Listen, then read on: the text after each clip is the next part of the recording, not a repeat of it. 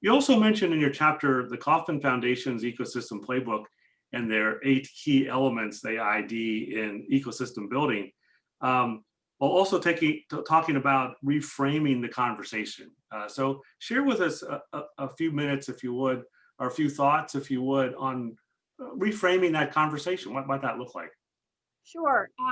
When we started doing this work with campuses and really looking at helping universities and colleges to build their own ecosystems and then connect into the larger community, we didn't really think of ourselves as ecosystem builders. It's really been a term that's emerged in the last few years, really as a profession unto itself. And Ewing Marion Kauffman Foundation has been on the forefront of that activity to really help people, who are doing this work but didn't really recognize themselves as ecosystem builders, to feel that it's a real profession, and that lots of different people, be they in government or a corporation or the law or a bank, could Right. be an ecosystem builder.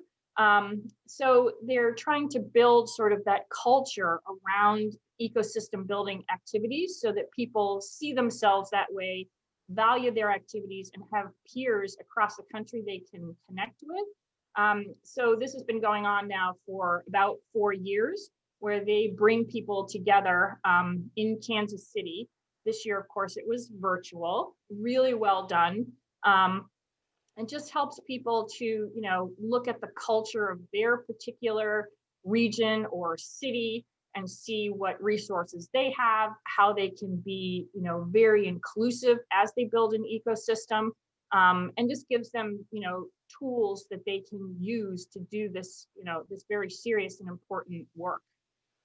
Spot on. I mean, clearly a tremendous potential there along the way, but at the same time, kind of shifting sands, if you will, which is a great segue into my next question, because obviously there's been a lot of upheaval in 2020, a lot of changes. I think we're going to look back on 2020 in a number of interesting ways, not the least of which is the quote of the year will be "you're muted." And I think I've heard that like a million times Yes. the last 3 months. So against this backdrop of change, which is, by the way, constant, even though hopefully we come out this the other side, knock on wood, much better next spring and into this next summer, what advice do you have for the next generation, the new generation of entrepreneurship scholars, ecosystem builders, and more when it comes to philanthropy and entrepreneurship building? Oh, well, in this new age, and it is a new age, I mean, we are really putting on our entrepreneurial hats and figuring out, how to navigate all of this. But, one thing that I take away from this era of 2020 and COVID is that, having a strong ecosystem and having those networks and relationships in place so that people are, used to pivoting, used to working with each other. I feel like for our Northeast Ohio ecosystem, we really came out of the box pretty quickly. We're able to pivot, turn to virtual, still have our networks, working vigorously, probably even more vigorously, to Right. share best practices and to figure this out together as a team across our region.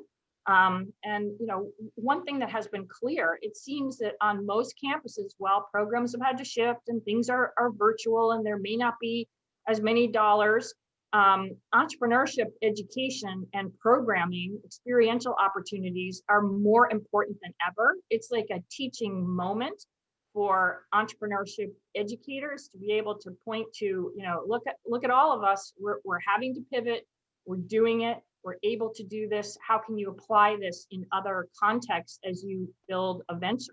It sort of builds your fortitude, shows you the strength you have and the skills you have as you see others deploying and pivoting.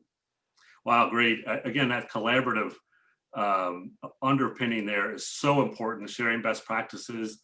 And obviously, the world of philanthropy, entrepreneurship, education is not going away. But again, the sands have shifted a bit and we have to adjust as we move forward. So some great comments for our listeners there. Wow, these interviews always go so fast. I hate to be the time Grinch here on this, but wow, thank you, Deborah.